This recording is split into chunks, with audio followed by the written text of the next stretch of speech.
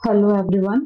Western political thought series में हम Aristotle की पॉलिटिकल थॉट को समझ रहे थे। ठीक है, तो आज की क्लास में हम एरिस्टोटल की जो थियोरी ऑफ जस्टिस है, जस्टिस को लेके एरिस्टोटल के क्या व्यूज थे, उन्होंने क्या थियोरी दी, उसको समझेंगे। देखो, एरिस्टोटल ने जस्टिस को दो टाइप का बताया है। आपको दिख रहा होगा स्क्रीन पे, उन्होंने दो कैटेगरीज में डिवाइड किया जस्टिस को। एक तो होता है यूनिवर्सल जस्टिस और एक होता है पर्टिकुलर जस्टिस। पर्टिकुलर जस्टिस को भी उन्होंने दो कैटेगरीज में डिवाइड किया, फर्दर डिवाइड किया उसे। एक तो डिस्ट्रीब्यूटिव जस्टिस, दूसरा है कम्यूटेटिव जस्टिस। कम्यूटेटिव को उन्होंने करेक्टिव भी बोला है और रेक्टिफिकेटरी जस्टिस भी बोलता है। ठीक है, अब इस ध्यान रखिएगा, इस ये जो है, ये जो पार्टीशन कर रखे हैं इसे, इन अच्छे से आप ध्यान रखिएगा। ओके, देखो, सबसे पहले हम देखते हैं यूनिवर्सल जस्टिस क्या होता है।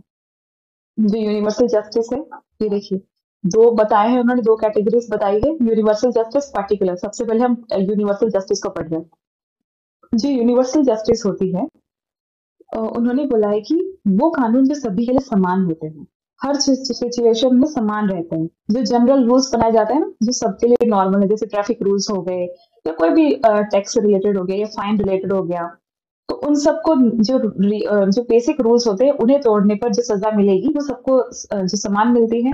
ठीक है, वो उसमें कुछ सोचने की जरूरत नहीं है। तो वो वैसे जो बेसिक रूल्स होते हैं, उनको उन्होंने यूनिवर्सल जस्टिस में रखा है कि भाई ये सबके लिए सेम रहेंगे। इसका मतलब सिर्फ ये यूनिवर्सल जस्टिस इसलिए ताकि वो जो नियम कायदे हैं वो बने रहें, मतलब उन्हें मानकर लोग सही से चलते रहें। ठीक है, तो वो बेसिक रूल्स है, इसमें बेसिक रूल्स आते हैं जो यूनिवर्सल जस्टिस में। दूसरा उन्होंने बता रखा है, दूसरा जो उन्होंने बताया है पर्टिकुलर जस्टिस।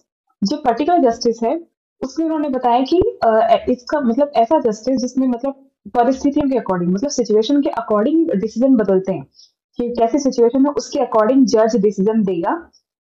उसमें यूनिवर्सल जस्टिस की तरह एक ही नियम हर सिचुएशन में नहीं लागू हो सकते, सोच समझ कर जो सिचुएशन है उसे स्टडी करके फिर दिया जाएगा। ठीक है, तो उसमें मतलब सिचुएशन पर डिपेंड करता है, जो परिस्थिति है किस टाइप का काम हो, जो केस है उस केस पे डिपेंड करता है कि किस टाइप का जस्टिस होगा। इसमें सोचने समझने की जरूरत पड़ती है। यूनिवर्सल जस्टिस की तरह इसमें सबके लिए सिमिलर लॉज नहीं बन सकते, मतलब सबके लिए सिमिलर नहीं बन सकता है। ठीक है, जस्टिस नहीं हो सकता है, तो जो जज होगा वो फैसला देगा। तो इसे भी उन्होंने फर्दर डिवाइड किया डिस्ट्रीब्यूटिव जस्टिस में। और हमने देखा कि करेक्टिफिकेटरी, ठीक है, जिसे हम क्या बोलेंगे, कम्यूटेटिव भी बोलते हैं, करेक्टिव भी बोलते हैं और रेक्टिफिकेटरी भी बोलते हैं। दूसरा है डिस्ट्रीब्यूटिव। सो जो डिस्ट्रीब्यूटिव जस्टिस है, ये वो है जो जो लेजिस्लेचर बनाता है। ठीक है, जुडिशियरी नहीं, लेजिस्लेचर जो कानून बनाएगा कि प्रॉपर्टी है उसका डिवीजन सब पे जो कैसे होगा, जो अपॉर्चुनिटीज है, जॉब्स कैसे मिलेगी सबको, जो वेल्थ है, ऑनर है, सम्मान किस तरीके से मिलेगा लोगों में, कैसे डिस्ट्रीब्यूशन होगा उसका, उन सब से रिलेटेड जो भी कानून बनाएगा हमारा लेजिस्लेचर, जो हमारा मान लो पार्लियामेंट हमारी जो कानून बनाती है, उन सबको उन्होंने डिस्ट्रीब्यूटिव जस्टिस में रखा है। ठीक है, ये सबके लिए ये यूनिवर्सल जस्टिस वाला नियम नहीं लगेगा। इसमें मतलब सिचुएशन के अकॉर्डिंग बनेगा ये। इसके लिए सबके समान कानून या नियम नहीं हो सकते यूनिवर्सल जस्टिस की तरह। ठीक है, तो ये उसमें वो आएगा। इसमें मतलब ऐसे है कि भाई कुछ होते हैं, जैसे हमारे लिए हैंडीकैप के लिए अलग जो नियम बने होंगे, महिलाओं के लिए अलग है, बच्चों के लिए अलग है, पुरुषों के लिए अलग बने होंगे, जो वृद्ध जन है उनके लिए अलग तरह के नियम होंगे। तो ये सब इसमें आएगा। समझ में आ गया आपको?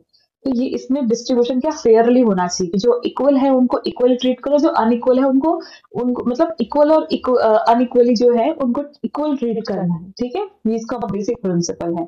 आप भेदभाव नहीं कर सकते कि भाई कोई हैंडीकैप है उसको भी 100 मीटर की दौड़ लगानी है और जो सही चल सकता है उसको भी लगानी है। सेम कैसे कर सकते हैं, उसके लिए अलग नियम बनेंगे ना उस व्यक्ति के लिए।